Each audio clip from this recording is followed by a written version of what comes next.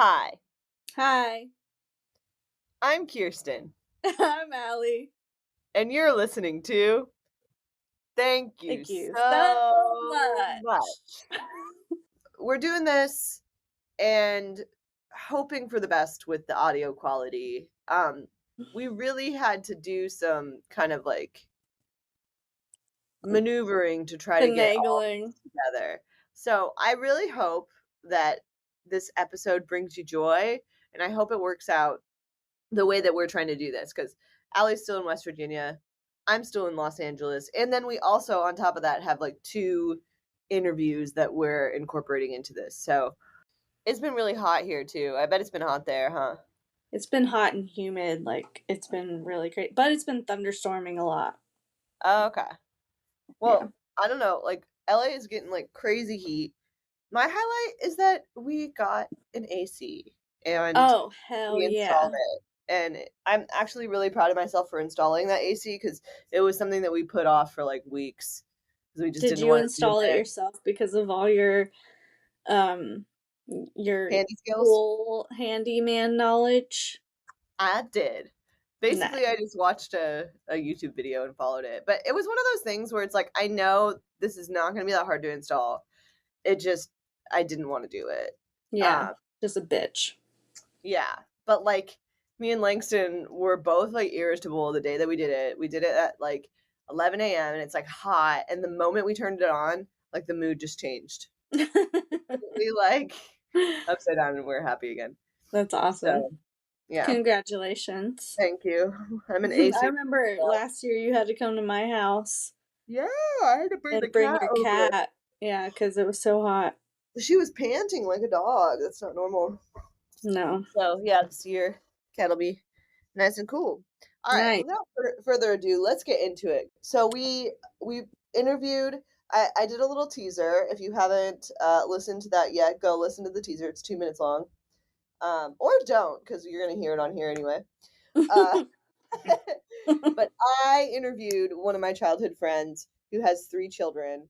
Our moms went to college together. Fun fact. Wow. And I've known her since I was 5. Wow. And we always used to play like mommy games, like Playhouse, but involving like motherhood. What So was your role in the house games? well, we had different ones. We had one that was like boyfriend and girlfriend. Were And I you the remember she boyfriend? always like wanted me to be the boyfriend. And I'm like, I why am knew I it. the boy? I knew it. I feel like everybody has an experience like that. Mm-hmm. And then I don't know, just like I think we did play one where like one was the mom and one was the kid. You know, we have a lot of memories doing that kind of stuff, and I feel like she started babysitting as a young age, so I always saw her as like a nurturing role. And now she Mm-hmm. has 3 kids, and she's our age. Well, she's my age. She's 20. Sorry, 20.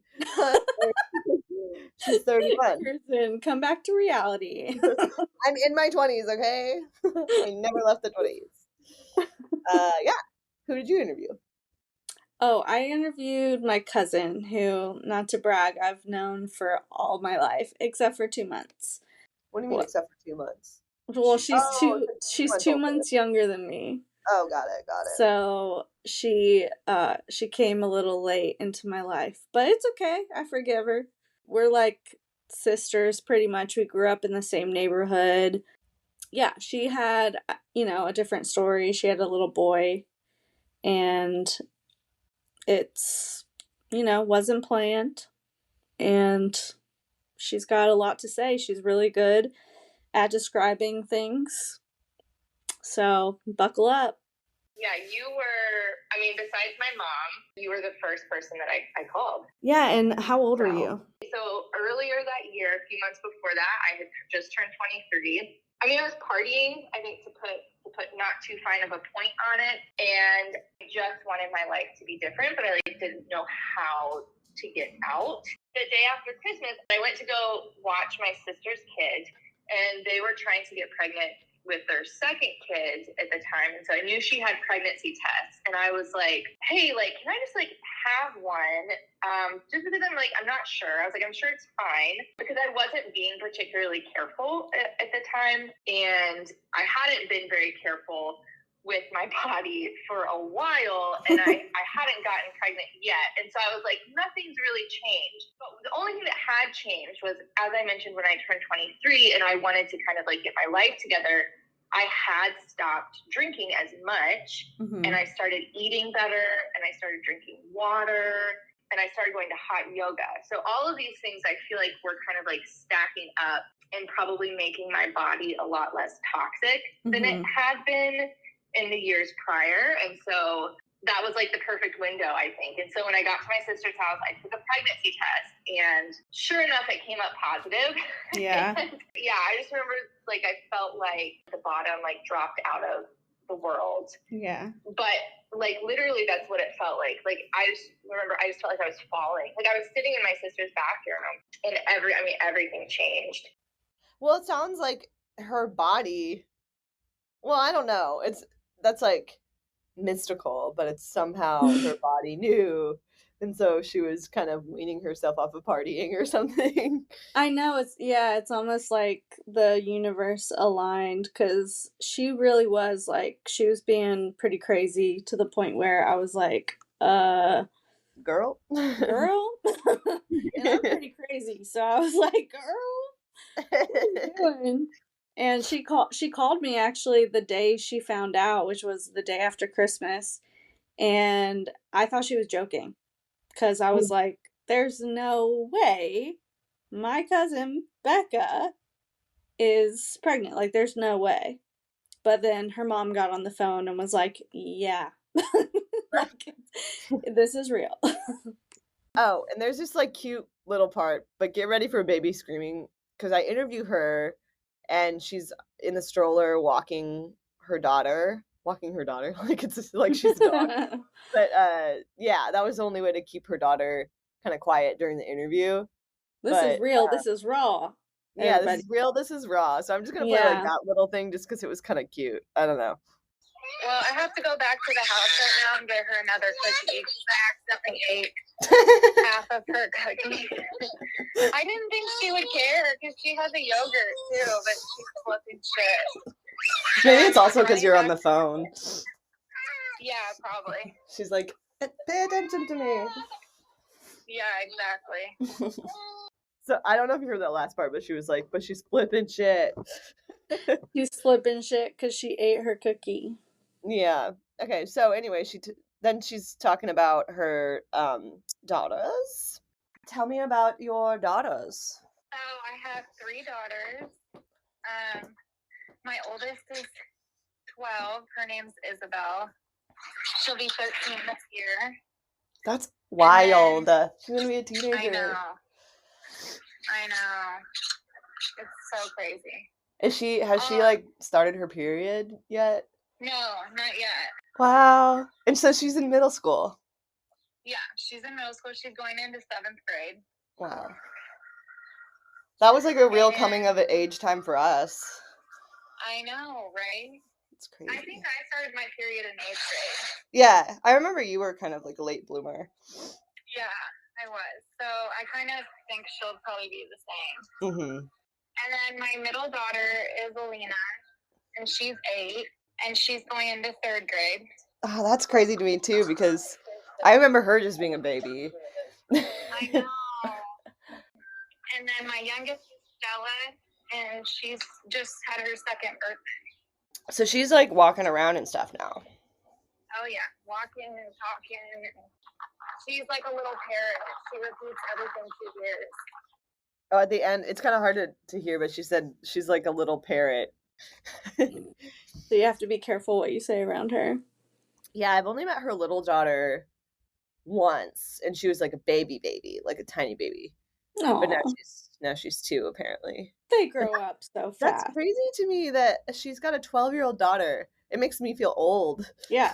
Like, there's nothing that makes me feel more old than kids growing up. I remember when she first got pregnant, we were still kind of like going out and having fun. Yeah, you were 19. Yeah, I remember like her being, "Oh my God, like what do I do? I don't know what to do." And then she decided to keep the baby, and the rest is history. Well, it'll come later in the conversation, but she's a big help too, to have Oh, an older yeah. daughter. Yeah, Yeah. sure.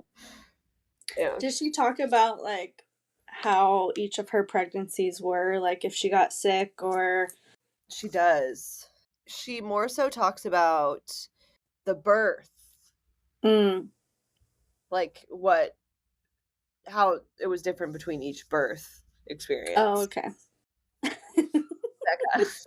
Does she talk about like the Yeah, different so Becca talks about her smooth pregnancy. It was pretty like easy, I guess, for her, but we can listen to what she said. Yeah, let's hear it. My pregnancy was pretty smooth. I felt really hungover for a few months. And then as I kind of transitioned out of that, I felt pretty okay. Some people were like, "Oh, I love being pregnant." I mean, I didn't love it. I didn't hate it. It was just a really weird time. So from there, we just continued to get bigger. I would be laying in bed, when I was pretty far along, and he would like turn over. And yeah, I definitely always had this sense of like this other person. He was his own self, Yeah. as he was growing inside of me. Like there was definitely like a togetherness, but also a separateness that I just hadn't ever thought about before. I feel like when other people were pregnant, it was like, "Oh yeah, you're pregnant," and that's cool. Like that's normal. Everybody gets pregnant. That's great. But when it's happening to me, just a very odd, kind of surreal experience. I thought that was interesting how she said it was definitely like a separate being growing inside of her. Like it wasn't like you Feel would like one think. with your body. Yeah. Yeah. I can kind of get that. I think it's also, Christine, who we interviewed, was talking about like the nervous system and that how that relates to your relationship with your body and your mind and your mental health. And I wonder if like that relationship that you have with your body affects how you are when you're pregnant, Maybe. like in your relationship to the baby. Like if you like for example, I don't feel like I am fully like at one with my body, like my mind and my body I feel like are not in sync. So I wonder if my pregnancy would be more like that, where I feel like this is a separate baby. Mm-hmm. I've always felt like I would probably feel like it was a parasite inside of me and not like, I don't know. Like when she said that, I was like, I can relate. Even though I've never had a baby, I feel like I kind of feel the same way. But I don't Yeah. know. I don't know. I wonder what Suzanne felt. I'll have to ask her. Yeah. Yeah. But so she does talk about like each of the well, she talks a little bit about the pregnancy, but mostly about the childbirth, and there's three of them. Mm-hmm. So at first she kind of compares the first two, and they're like wildly different Mm-hmm. childbirths for her. Because one, well, we'll get into it. She talks about how old she was for each of them. So let's get into it. So you were like at very different ages for all three of them. So you yourself were kind of a different person. But like, I was. how are the pregnancies different for you? Well, with Izzy, I was only 19. Well, I was 18 most of my pregnancy, and then I was 19 when I had her. Mm-hmm. And that one was different just because, like, I didn't know what I was getting into at all. Right. And you were still like a kid. Like we were still going out and like figuring out our lives. Going out. Yeah. So, I don't know. That one was just different because I was definitely still a kid and I had no idea what to expect. So that one was the real eye opener, I would say. Yeah. And then with Alina, I was really excited because like I knew what to expect. And Izzy, when I had her, she was in the NICU, my oldest. Oh. And what's that? Like the ICU? Yeah, the ICU for babies, neonatal. Mm-hmm. And so they had to like treat her in the NICU for like I think she was there for 5 days. Oh, that's scary. Yeah, so I like didn't get to bring her home like normal. Like they discharged me from the hospital at like 2 or 3 days, and then Izzy stayed there. But like I would go back and like stay with her all day, basically. Yeah. So it would just be at night that I didn't have her at first, and that was only for like a few days. But so that was kind of like, I think it was a little traumatic for me because like you carried this baby for 9 months and you expect to like bring them home with you. Yeah. And when you don't, you're like waiting for that moment for so long. Yeah. So that was kind of like sad for me. So with Alina, I was really excited because I'm like, I was just so hopeful that things would go differently and that it would, work out. And it did. I was 23 when I had Alina, and her labor, like my labor with her was super easy. I was only in like active labor for like 6 hours with Alina. Oh, wow. That's just like a good age for your body's like strong at that age. And yeah. Like. And since I'd already had a kid, like they say your second and third are easier than like your first. Because your first one, your body has never been through it. And then like the second time, your body remembers, I guess. And your brain. Like. Yeah, that too. But Alina was just like, it was perfect because I didn't get to hold Izzy even after she was born. They just whisked her away to the NICU. Oh my God. Yeah, so with Alina, I got to like cuddle her the whole time, and I was just in like seventh heaven, Yeah. It was just different. It's like, after you have a baby, you expect them to be like placed on your chest and like just get that golden hour, it's called. Where you're just like skin to skin and maybe start breastfeeding. Yeah, that's like the moment that you see in movies and like. Yeah. Like the after the storm. Yeah.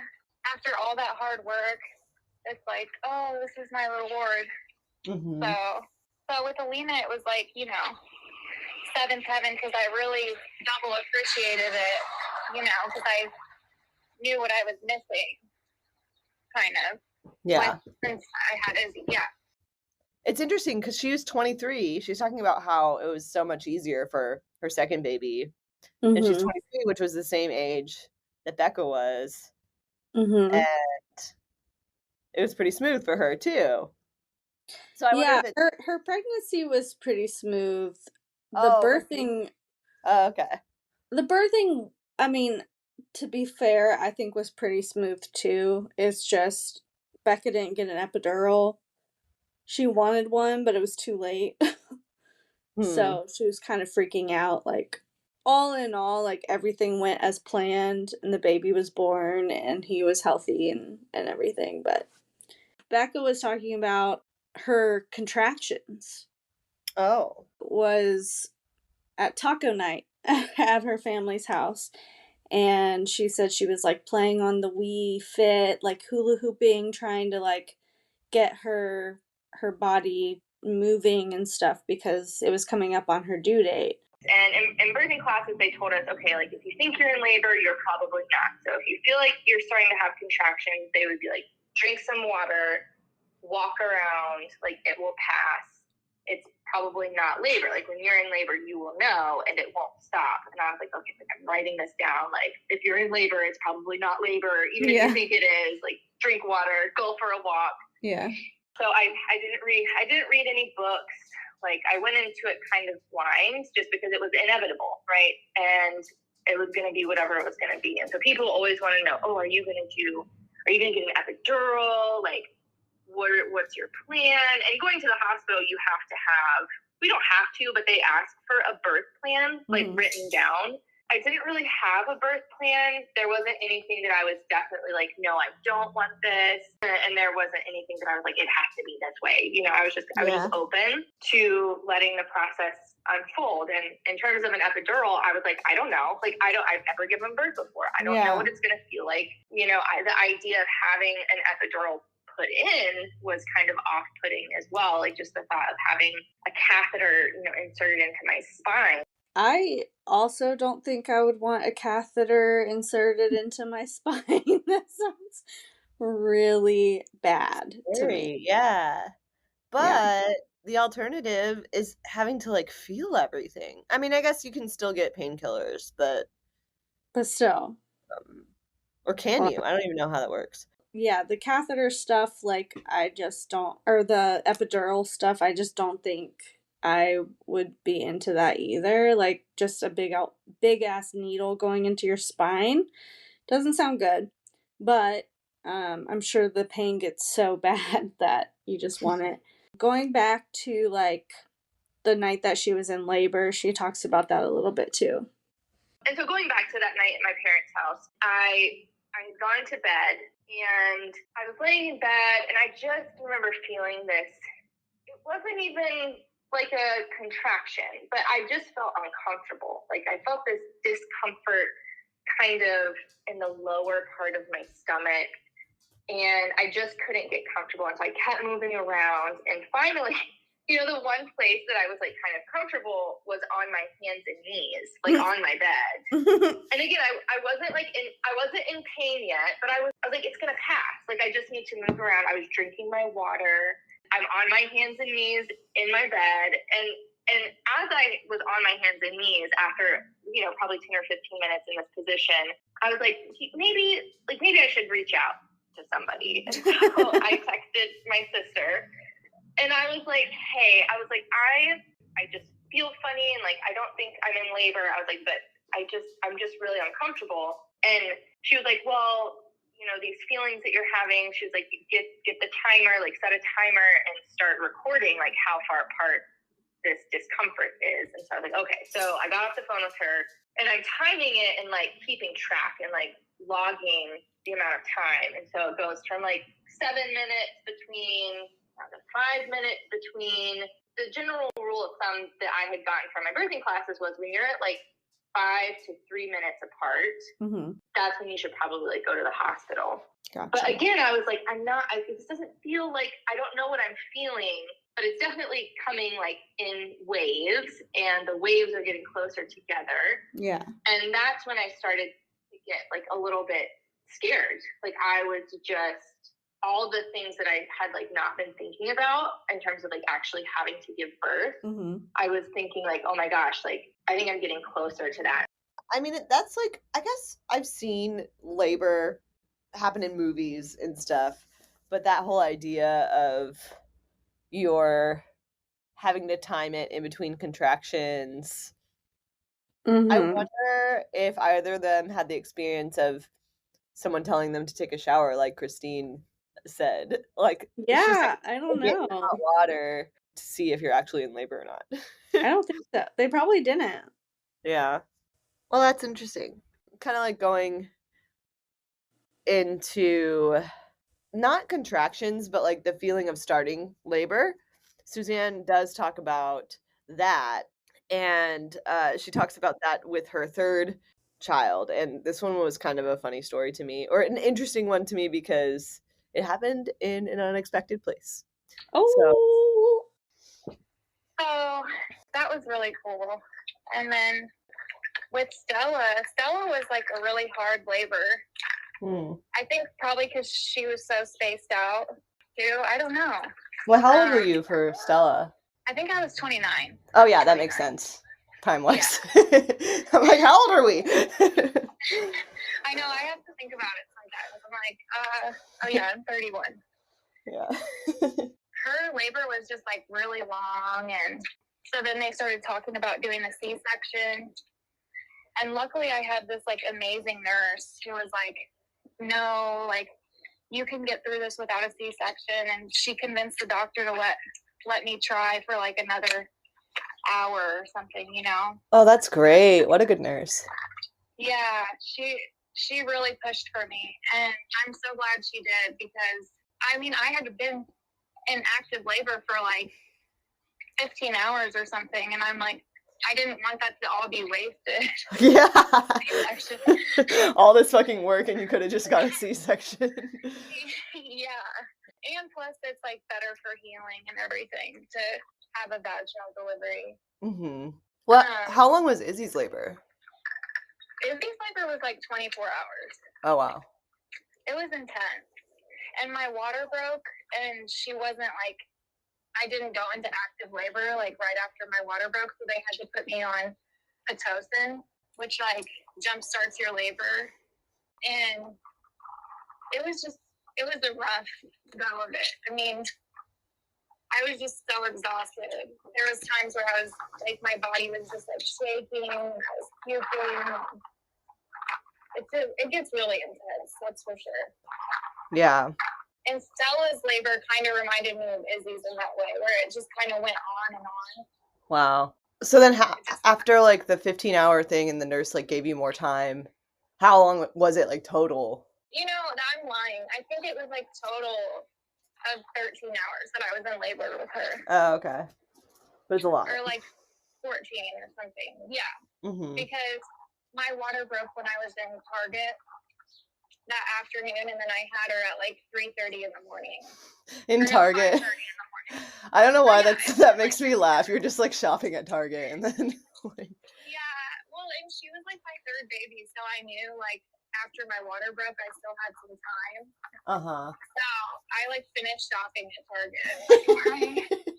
Gotta check out. Yeah. We're gonna do one more.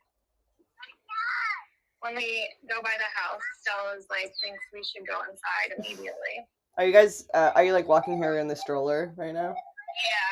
Yeah. We're gonna do one more lap. Because it was her third pregnancy, she kind of knew that after her water broke, she had some time. And not everybody has that experience, I don't think. Yeah. But she talks about with her first pregnancy, she had to be put on Pitocin to induce labor or something like that. But can you imagine being in Target and just having your water break?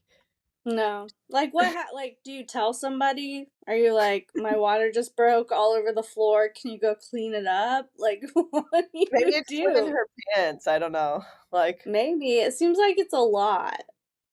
yeah. But, I mean, I don't blame her for, like, still shopping around, checking out Target, because, I mean... She's got, like, 2 daughters already. I don't know if she had the daughters with her, but, she's like, whatever, this is just another day. Yeah. I felt her about, like, I've been going through all of this, like, I'm not just gonna get a C-section afterwards, because that's what happened to my mom with me.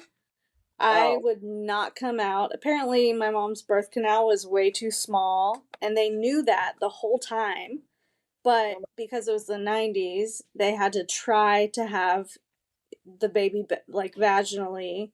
Wow. And I wouldn't come out, and after like I think it was something crazy like 20 hours of labor, Jesus. They finally were like, okay, let's just do a C-section. Yeah, so she went through all that labor for nothing. So there was just certain like legal stipulations that they had to go around. Yeah, they like had to try for so long before they could give you a C-section, I guess. That's crazy. Yeah, fuck women. Am I right? Yeah, dude. Speaking of, and this is something maybe we can talk about later on, but there's a podcast about this lady that worked at a fertility clinic that was switching out their fentanyl with saline. And there was like dozens of women that were just like getting eggs extracted, which is like very painful process with like zero, like they felt everything. And nobody believed them. Yeah, nobody believed them. And then finally, like, it came out that one of the nurses was, like, doing that. And That's she was insane. What a psycho.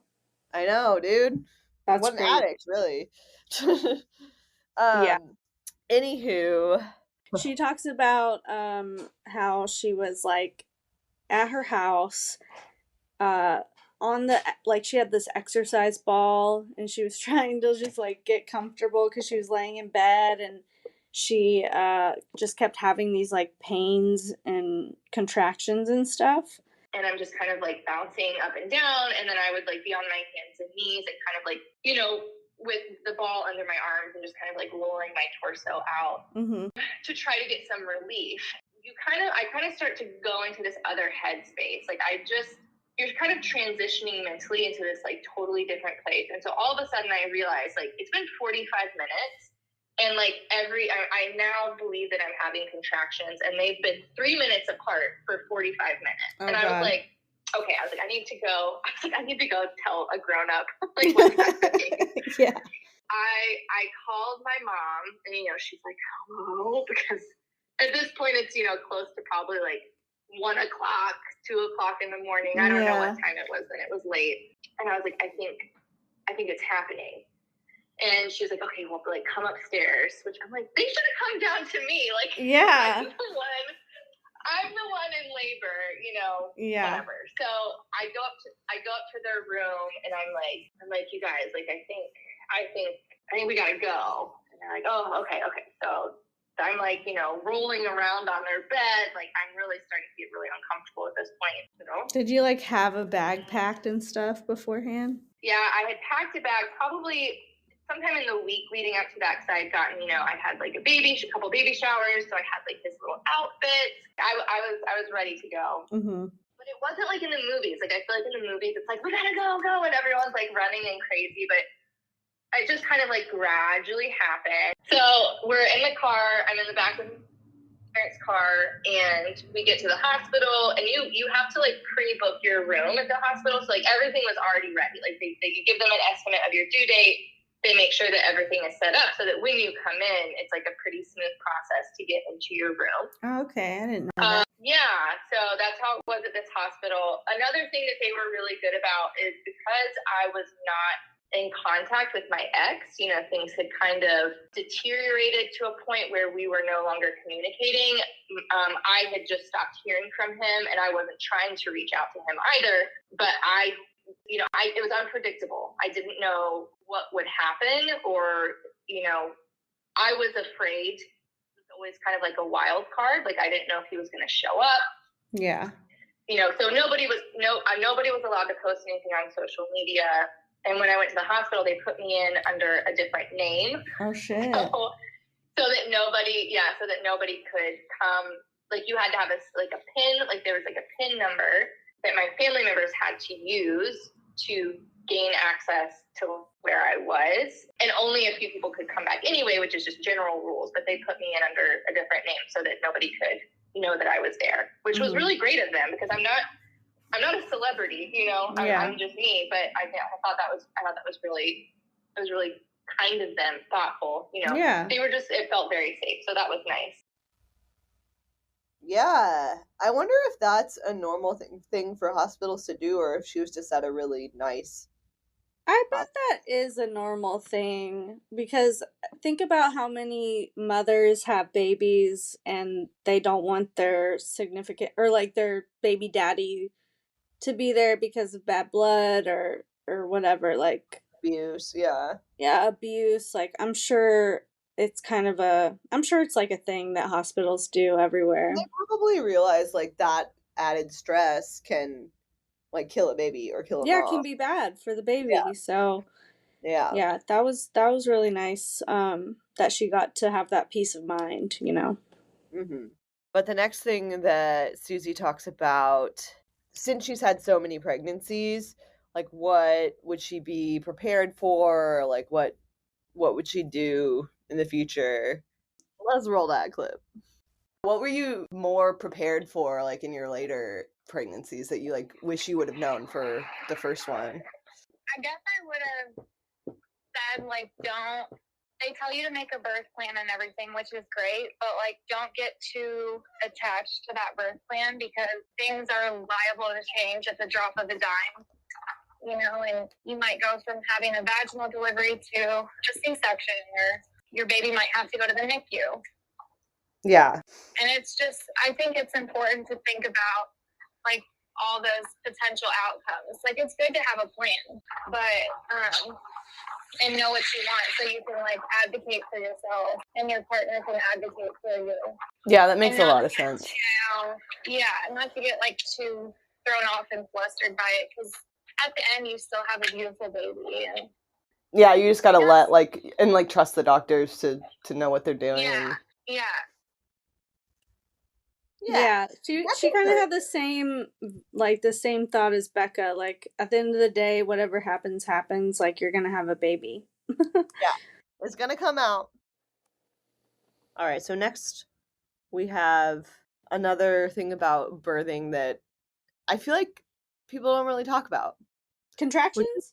Yeah, yeah. Well, they don't talk about like the feeling of it. Like I know it hurts, but Yeah, I always assume it just like sucks, but I mean, this is what Becca says contractions feel like.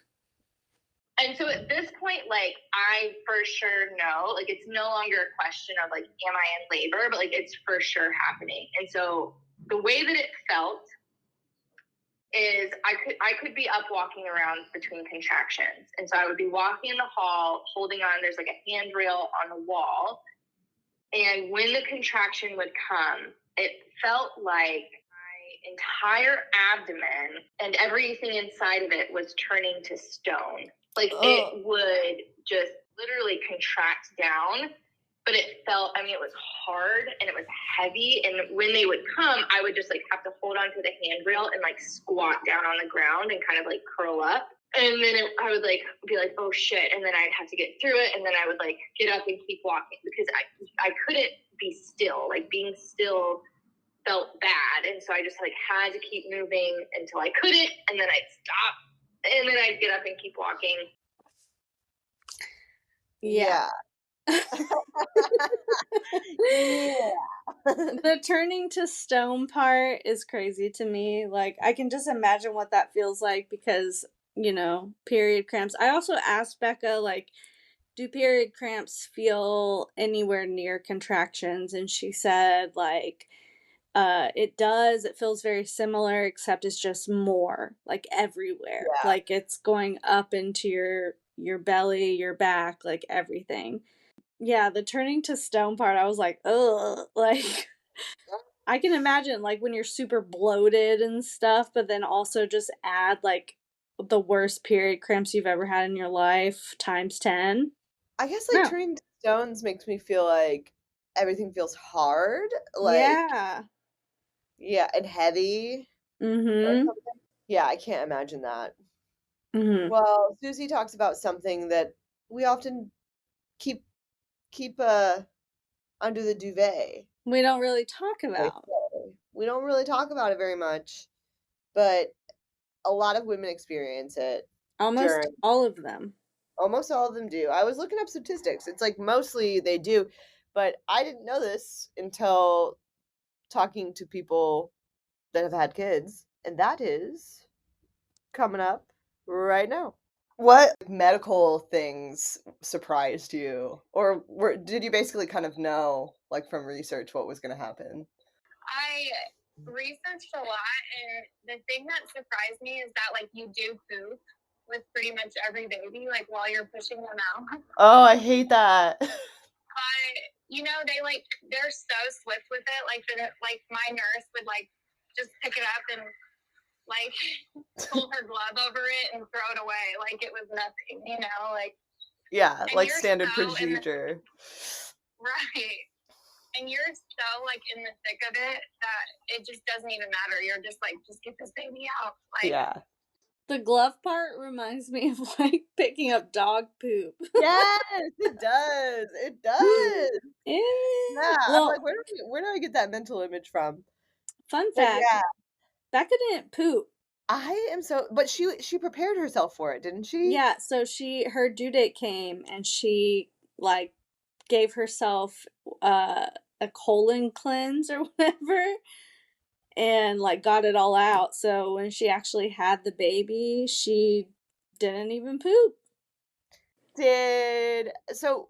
Becca talks a little bit about not having an epidural, doesn't she? Yeah, so it's funny you mentioned that. She does talk about she like was trying not to have an epidural, and she actually talks about how she had a tub in her room. And I know that we talked to Christine about water births and just having like water in the room. But yeah, she was like in and out of the tub, and then essentially it would, like, when she finally did want the epidural because it was so painful, it was too late. So that's what she talks about here. Yeah. And so the tubs at this hospital, they didn't want, you couldn't deliver in them, but you could labor in them. And since I'd been pregnant through the summer, I had spent a lot of time in the pool, because that was the one place that like took a lot of the weight off of my back, you know, from my belly, and I could just like float and hang out. I wanted to be in the water, and so I was in there and just kind of moving around on my hands and knees a lot of the time, just trying to keep the pressure off of my back. And I don't know how long I was in there. You know, I'd get out every once in a while to get the monitor put back on. But at one point, I was like, I cannot do this anymore. Like, I can't do this. I think that I'm dying. But nobody else seemed to think I was dying. But I was like, I think I'm dying. Like, this isn't right. Like, a person is not supposed to feel this way for this long over and over and over. And I was like, I give me something. Like, I'm at the point now where I would like to have an epidural because I can't take this shit anymore. And because you don't know when it's going to be over. And so it's a mind game where you're just trying to survive, basically. In the background of just trying to get through each contraction, I was scared. And everyone was doing a really good job at, like, you know, keeping me calm and being very reassuring. They were like, before we give you an epidural, like, we have to monitor you at least one more time before we can, like, get that set up. And I was like, oh, fine. And so when I stood out of the tub, there's like water coming off of my body, and it's like dripping off normally, but then all of a sudden there's just like way more water like coming out of me. And I was like, oh, my water just broke. And they're like, okay, well, like, come on, like, come over to the bed. It's like everyone's trying to help me out, you know, walk over there.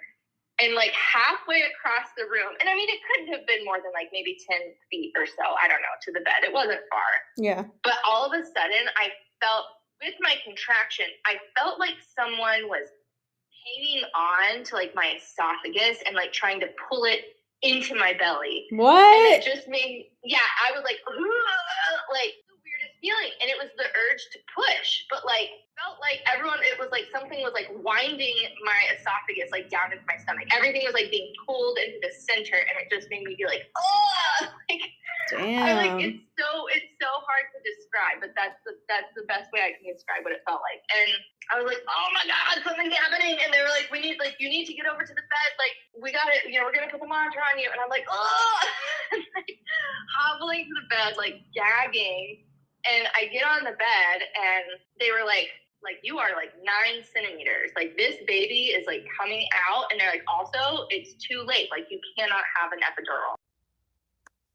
I didn't realize that bouncing on the ball thing was such a common thing. They both mention it.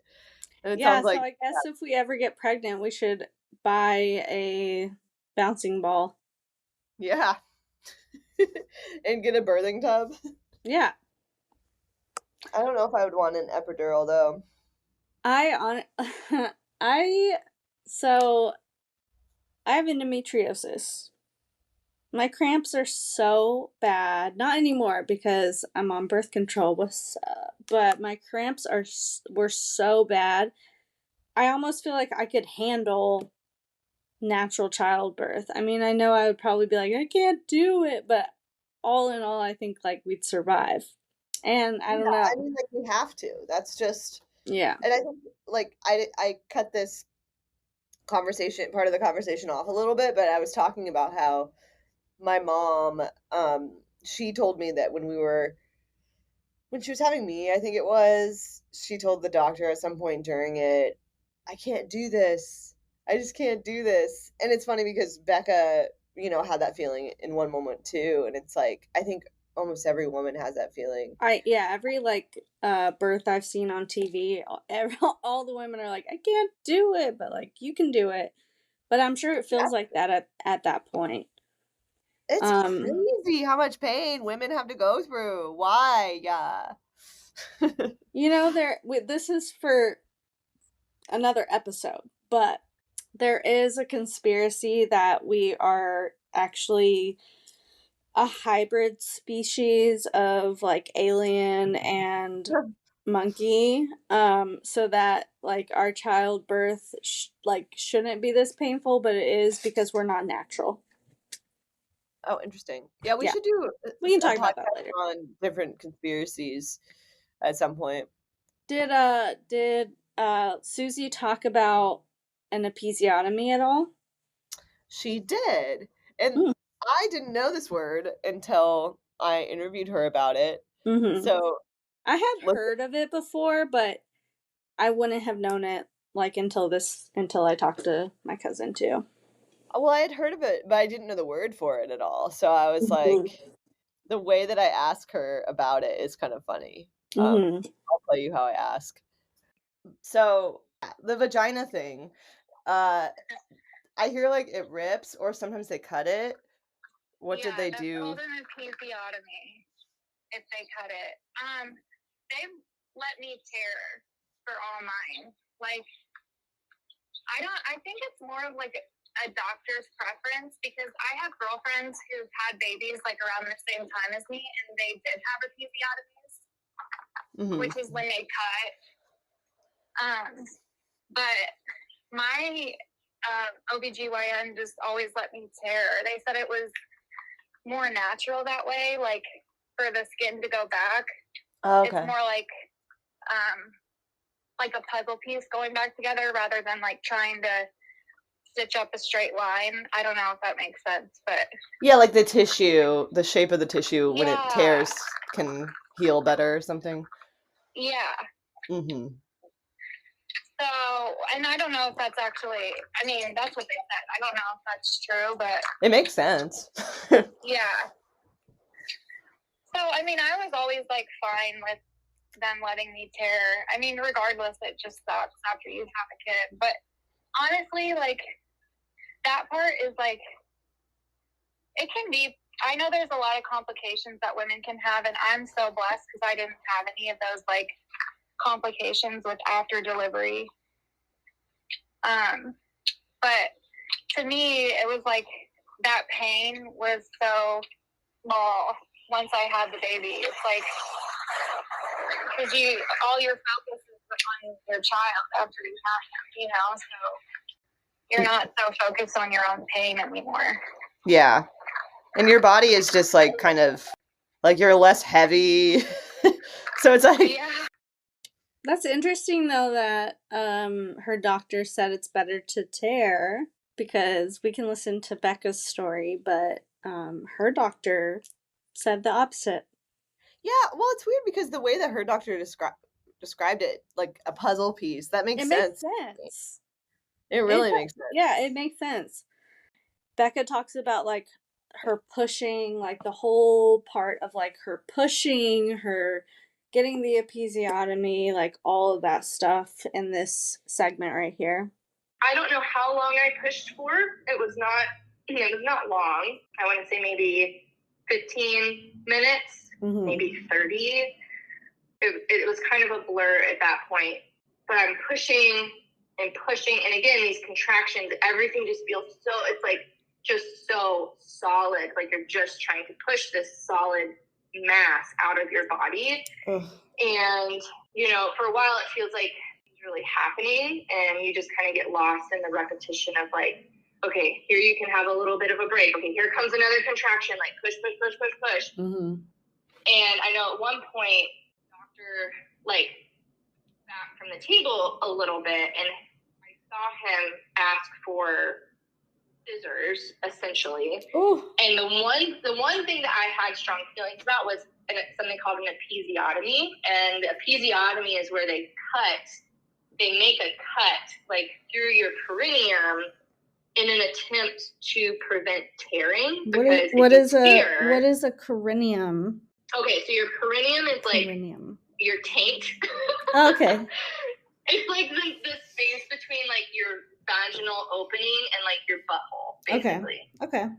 So if you imagine that skin is kind of like a diaphragm or like a drum almost. So as that baby's head is coming out, there's a lot of pressure on that tissue. And if you have a really slow labor, and there are things you can do to help like stretch the tissue, like if you have a partner who can be like using olive oil or whatever, like before you go into labor, to like be stretching out it's like a whole thing. But I did not have those services available to me. Yeah. I was not gonna have my mom do that. Yeah. And so you can have like different degrees of tears, which I did learn about. So then later on, when I'm in grad school and we're learning about babies and delivery, I'm so glad that I'd already had a baby at that point, because I was like, this is horrifying, like learning all these things. But I knew what an episiotomy was going into my delivery. And so it's when they make a cut through that tissue, because if you have like what's called a 4th degree tear, which is like the worst tear that you can have, it's when you tear from your vaginal opening through the muscles like of your rectum. Ooh. And that can cause it can cause a lot of problems, right? Because then your muscles might never function the same. You could deal with like leaking stool, like stool incontinence. It can cause all kinds of problems. And so just the thought being, if they make a cut, it prevents you from tearing. It gives them a little bit more control, and a cut is much easier to repair than a tear is. Mm-hmm. But the thought of it, it sounded so awful. And so I saw him getting scissors, and I was like, no, please, I don't want that. I don't want that. He was just like, I'm trying to save your bottom.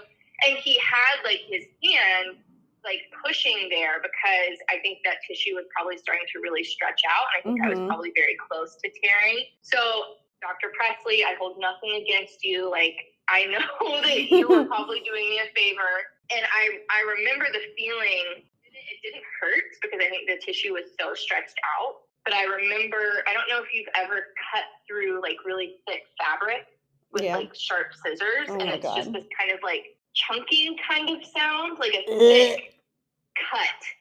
And you can just feel it. And I felt it. And I was like, oh God, I love that both you and I, so we're on a video call right now, guys, and both Allie and I made the same face. And it was the tongue out face. I don't like that her doctor did that. Yeah, that was consensual. Like, she told him not to. Yeah, she told him not to, but I think maybe he was scared that she would have like full rectum tearing. I don't know. I don't know why he decided to do that, but according to your friend, according to your friend, like her doctor said it was better to repair a tear that just like happened, Yeah. And maybe there was something different with the way their bodies are that led to that choice, but like, I don't know. It still doesn't sit with me right that her doctor just did that after she asked him not to. Right. Like he just like got the scissors and was like, well, we're doing it. Yeah. I agree with you, actually. That is non-consensual. That's not consensual. I mean, he talked her into it, so she did consent, but... Yeah, but he talked her into it. She didn't want it. She didn't want it. And lots of people don't. Apparently, Suzanne had 2 babies, and it was fine without doing it. It was fine. So, yeah, but to be fair, rectal leaking sounds bad. Yeah, that does sound bad. Doesn't sound fun, but... Yeah, I agree. Like, she said she didn't want it. Like, just don't. Like, let her tear. Yeah, and let her, like, reap the whatever repercussions. The consequences. Like, if that's her problem. Exactly. So, we both asked the question about what's next. What's happening in the future? Will you have more kids? What was, well, I'll give you what Suzanne's answer was. It's not surprising, but here it is. Do you think you're gonna have any other kids, or is this it? No. Like Alex and I were talking about that the other day, and I'm like, because I'll still see a newborn baby, and like I'm like, oh my gosh, they're so sweet, like just one more. But realistically, I don't really think I could handle another one, to be honest. It's expensive too, like. Yeah, it's expensive, and 3 is a lot. Mm-hmm. You know, we're totally outnumbered. What's it like, did you ever wish you had a boy? Or, like, are you happy with three Yeah. girls? No, I definitely had wished I had a boy. Yeah. But now that I have three girls, it's like, I don't know what I was thinking because I love having three girls and I don't know what I would do with a boy. Yeah. Like, you have the same interests and, like, Yeah. it's just fun, And like, girls, like, they just run the world, yeah, you absolutely. know? And I think they're more, I mean, this is all stereotypes, but, like, I think they're probably more, like, obedient and just, like, easier to to keep, like, from getting into trouble. But I don't know. Sort of, yeah. Their attitudes are big. Yeah, they can get in your head probably a little Oh, yeah. more. Girls run the world, ain't that right? Yeah, girls run the world, bitch. Well, Becca tells us about her dreams, hopes and dreams when it comes to more kids. You know, if I ever got married, I don't know. I think the older I get, I'm 33 now. We're 33 now. The older he is too, you know, I'm getting closer to a point where he's having like more independence. When he is on his, you know, old enough to be on his own, I'll still be, you know, relatively young. I'll be in my early 40s, mid 40s, and I can travel. You know, I'll be at a point financially where I can travel and have this other chapter of my life, but I don't think I would want to have another baby. I don't think I'd want to go through all of that again. I don't blame you. I think she's good on that. But also, yeah, like Augie, her son is almost 9. This Mm-hmm. or in August he'll be 9. And that And was Augie. well, his name is August, but we call him Augie. Oh, okay. She's kind of like, well, by the time like 9 in 9 more years he'll be 18, and then we'll be able to, she'll be like 42, 43, and she has a good career right now. So I think she's like looking forward to that free time that she didn't really get in her 20s, Yeah, and I think that's something that if I do end up having kids, it's going to be a thing because it'll be my mid 30s or late 30s or 40s even by the time I have kids. And then you chalk on another 20 years before they're independent. But then you're only in your 60s, and I feel like people retire in their 60s and they can have like a whole nother life. Life. Yeah, Mm-hmm. that's true. That's true. And I think I like that I have been able to be free for this long while I'm Yeah. young. But yeah, I don't know. It's a It's kind trade of, off, no it matter is. what. It is.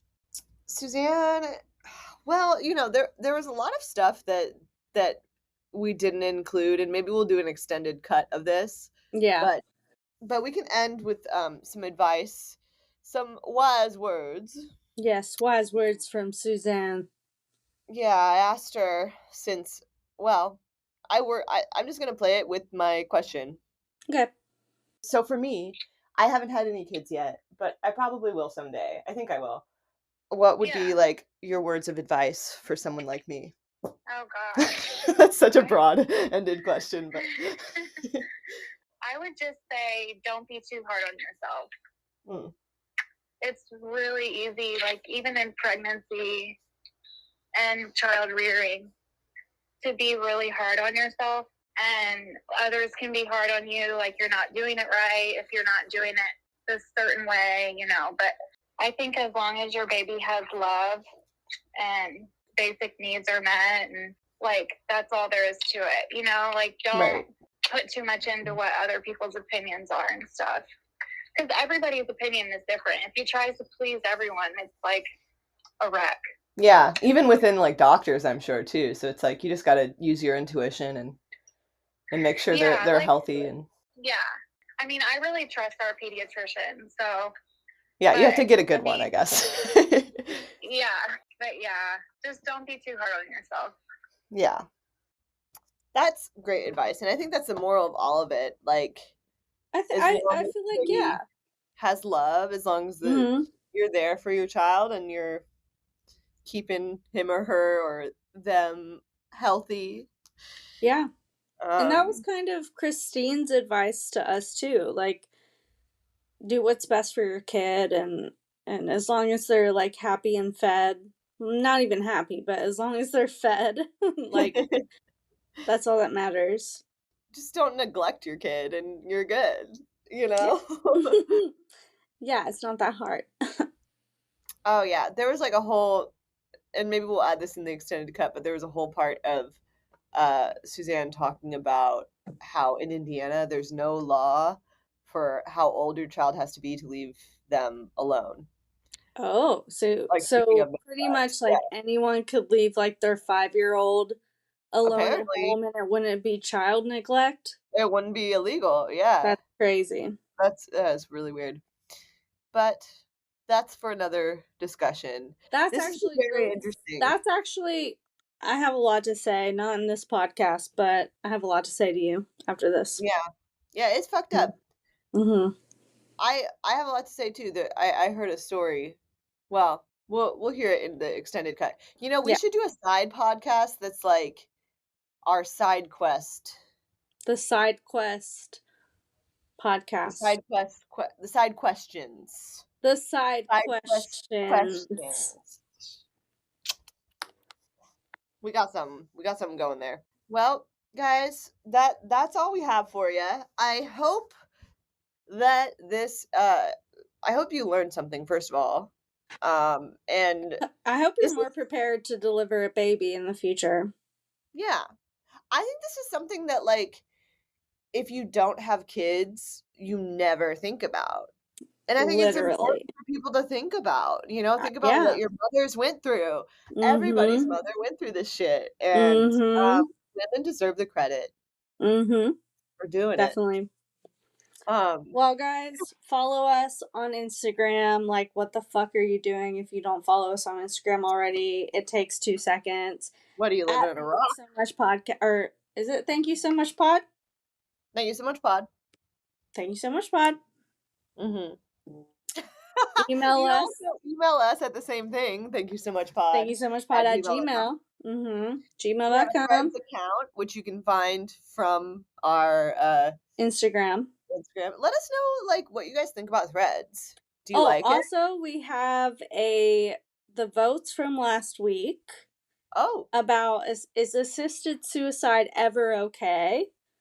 and what did people say? Yes or never. Like yes sometimes or never. And most people said yes sometimes. There was like 33% that said never. So Interesting. I don't How know many who people I don't know out? who y'all are, but we hear you. We see you. Y'all have some opinions, and we You love got it. opinions and we like it. Stay tuned for this week's little poll, and we'll tell the results next week, obviously. All right, guys. Love you so much. Peace out. Bye. Mwah. Bye. Mwah.